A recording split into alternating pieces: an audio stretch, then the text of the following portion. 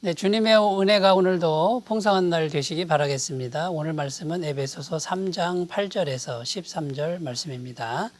모든 성도 중에 지극히 작은 자보다 더 작은 나에게 이 은혜를 주신 것은 측량할 수 없는 그리스도의 풍성함을 이방인에게 전하게 하시고 영원부터 만물을 창조하신 하나님 속에 감춰졌던 비밀의 경륜이 어떠한 것을 드러내게 하려 하심이라. 이는 이제 교회로 말미암아 하늘에 있는 통치자들과 권세들에게 하나님의 각종 지혜를 알게 하려 하심이니 곧 영원부터 우리 주 그리스도 예수 안에서 예정하신 뜻대로 하신 것이라. 우리가 그 안에서 그를 믿음으로 말미암아 담대함과 확신을 가지고 하나님께 나아감을 얻느니라. 그러므로 너희에게 구하노니 너희를 위한 나의 여러 환난에 대하여 낙심하지 말라. 이는 너희의 영광이니라. 아멘. 에베소서 3장 말씀을 계속 읽고 있습니다. 에베소서 3장은 바울의 개인 간증, 그 개인의 체험을 나누는 내용인데요. 주제가 뭐냐면 바울이 어떻게 해서 이방인의 사도가 되었는가, 이것을 간증하는 내용이 들어가 있습니다. 한마디로 말해서 바울은 하나님의 영원하신 경륜과 또 하나님의 계시의 은총으로 구원을 받았고 또 이방인의 사도라고 하는 사명까지 받았다라는 것이 이제 이 간증의 내용이 되는 것이죠. 자, 오늘 말씀 그 간증이 계속되고 있는데 오늘 말씀은 이방인의 사도로서 복음을 전하는 사명을 감당하고 있죠. 근데 복음을 전할 때 바울의 마음 자세, 어떤 태도로 복음을 전했는가, 이것을 지금 말씀하고 있는 내용이라고 할 수 있겠습니다. 자, 복음을 전하는 바울의 마음 자세는 오늘날 우리가 가져야 될 마음 자세와도 같다는 것이죠. 좀 살펴보도록 하겠습니다. 첫 번째 바울의 마음 자세는 이런 것입니다. 그리스도의 풍성함을 이방인에게 전하는 것이다 라는 겁니다. 자, 이방인의 사도로 지금 이방인에게 복음을 전하는데 뭘 전하는 겁니까? 그리스도가 얼마나 풍성한 분인지, 그 그리스도의 풍성함이 얼마나 대단한 것인지 이것을 전하는 것이다. 지금 말하고 있는 것입니다. 8절 말씀입니다. 모든 성도 중에 지극히 작은 자보다 더 작은 나에게 이 은혜를 주신 것은 측량할 수 없는 그리스도의 풍성함을 이방인에게 전하게 하시고, 자, 이렇게 기록합니다. 그리스도의 풍성함을 이방인에게 전하게 하시려고 자기를 전도자로 삼으셨다고 지금 말씀하고 있습니다. 자, 그리스도의 풍성함 그 앞에 측량할 수 없는 이런 수식어가 들어가 있죠. 그 풍성함이 너무나 풍성해서 측량할 수 없을 정도라고 지금 말하고 있는 것입니다. 자, 그럼 이 그리스도의 측량할 수 없는 풍성함이란 무엇입니까? 이것은 어떤 사람도, 어떤 죄인도 한 사람도 빼놓지 않고 능히 구원하실 수 있는 풍성함이다라는 겁니다. 누구든지 예수님을 믿기만 하면 그 사람이 어떤 죄인이라도 예외 없이 넉넉하게 구원할 수 있는 풍성함인 거죠. 또 아무리 많은 사람, 이 세상에 전 세계 모든 인구가 다 예수님 믿어도 다 구원하실 수 있는 풍성함, 이런 의미도 되겠지요. 그리고 그 예수님의 그 그리스도의 그 풍성함이란 것은 오늘만 풍성한 게 아니고 내일도 풍성하고 모레도 풍성하고 영원토록 그 풍성함이 조금도 변함없는 풍성함이다라는 겁니다.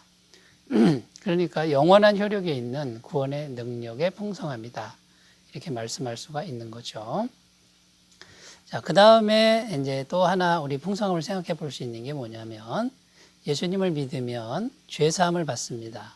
하나님 보시기에 죄가 하나도 남지 않고 없어진 것이죠. 그러면 하나님과 연결이 되고 하나님 안에 있는 모든 것들, 하나님 나라에 있는 모든 부요함을 예수님 이름으로 다 받아 누릴 수 있는 풍성함이라는 것이죠. 로마서 8장 32절에 자기 아들을 아끼지 아니하시고 우리 모든 사람을 위하여 내주시니까 어찌 그 아들과 함께 모든 것을 우리에게 주시지 아니하겠느냐. 예수님을 주신 분이 다른 거 안 주시겠느냐. 모든 걸 다 주신다. 이런 풍성함이라는 것이고요. 에베소서 2장 6절 또 함께 일으키사 그리스도 예수 안에서 함께 하늘에 앉히시니. 자, 그리스도의 풍성함은 우리를 죽음에서 부활시키고 그 다음에 하늘 보좌로 올리셔서 그리스도와 나란히 앉게 하시는 엄청난 은혜를 주신다라는 것입니다. 자, 이 그리스도의 풍성함은 하늘에 속한 풍성함입니다. 이 땅의 것만 잔뜩 주시는 그런 풍성함이 아니라는 것을 우리가 오늘 꼭 기억하셨으면 좋겠습니다. 사도행전 3장에 가보면 베드로와 요한 사도 이야기가 나오는데 이 베드로와 요한이 성전에 들어가는데 나면서부터 안진뱅이 된 구걸하던 사람이 있었다고 합니다. 근데 그 구걸하던 안진뱅이가 돈을 요구했죠. 한 푼 줍시오 하고 물질을 요구했는데 이 베드로와 요한은 가진 게 없었습니다. 두보로도 없는 사람들이죠. 그런데 베드로와 요한에게는 풍성함이 있었습니다. 그리스도의 풍성함이 심령 속에 가득했습니다. 그게 뭐냐면 그 안진뱅이를 일으킬 수 있는 그리스도의 능력이 그들 속에 있었다라는 것이죠. 사도행전 3장 6절입니다. 베드로가 이르되 은과 금은 내게 없거니와 내게 있는 이것을 내게 주노니 나사렛 예수 그리스도의 이름으로 일어나 걸으라 하고서 오른손을 잡아 일으키니 발목에 힘이 생겨서 일어나서 걷기도 하고 뛰기도 했다고 성경은 증언합니다. 여러분, 이것이 그리스도의 풍성함의 비밀입니다. 그 그리스도의 풍성함이 우리 심령 속에 있으니 다른 모든 것들이 공급이 되고 따라온다라고 하는 것입니다. 자, 여러분에게는 이런 풍성함이 얼마나 있습니까? 바울은 이 그리스도의 풍성함을 이방인에게 어떻게든지 전하려고 하는 그런 태도로 지금 사명을 감당하고 있다고 말하고 있는 것입니다. 자, 우리들도 이런 태도로 그리스도의 풍성함을 전하는 그런 삶을 살았으면 좋겠습니다. 자, 두 번째, 복음을 전하는 바울의 마음 자세는요, 교회를 통하여 하나님의 지혜를 알게 하는 것이다. 이렇게 오늘 성경 본문은 말씀하고 있습니다. 10절입니다. 이는 이제 교회로 말미암아 하늘에 있는 통치자들과 권세들에게 하나님의 각종 지혜를 알게 하려 하심이니. 자, 여기 하늘에 있는 통치자들과 권세들에게 지혜를 알게 한다 했는데 이 통치자들과 권세들이란 쉽게 말해서 하늘에 있는 천사들을 말합니다. 천사들도 계급이 있는 것이죠. 그 천사들에게 하나님의 각종 지혜를 알게 하는데 교회를 통해서 알게 한다. 이렇게 지금 말하고 있습니다. 자, 이게 무슨 말일까요? 하나님의 각종 지혜라고 하는 것은 쉽게 말해서 성도를 구원하는 하나님의 지혜입니다. 그런데 여러분, 성도들을 구원하는 지혜가 천편일률적으로 다 똑같지 않습니다. 사람마다 다 과정이나 사연이 다 다른데 구원받는 그 과정이 정말 기묘하고 오묘합니다. 저 한 사람만 봐도요, 경제적으로 어려움 때문에 이제 교회를 나가게 되었는데 그 교회 나가서 제가 예수님을 믿게 되고 성령을 받게 되죠. 그런데 제가 이렇게 교회를 통해서 구원을 받는데 이게 하나님의 오묘하신 지혜가 저를 구원하는데 나타났다는 겁니다. 그런데 하늘에 있는 천사들이 하나님께서 사람을 구원하는 그 각종 지혜를 본다는 겁니다. 보고 알게 된다라는 것이죠.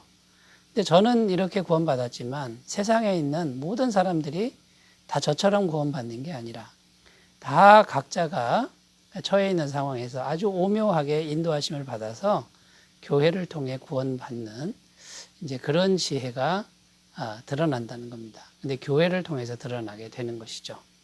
어떤 분들은 육체적 질병 때문에 예수님 믿고 구원받고, 어떤 분들은 인간관계의 고통 때문에 예수님 믿고 구원받고, 그런데 하나님의 지혜가 각 사람에게 오묘하게 나타난다는 것이고, 교회를 통해서 나타난다는 것이고, 하늘에 있는 천군 천사들이 그것을 보면서 알게 된다라는 그런 의미가 된다라는 거죠. 여러분, 그러니까 이 교회가 얼마나 중요합니까?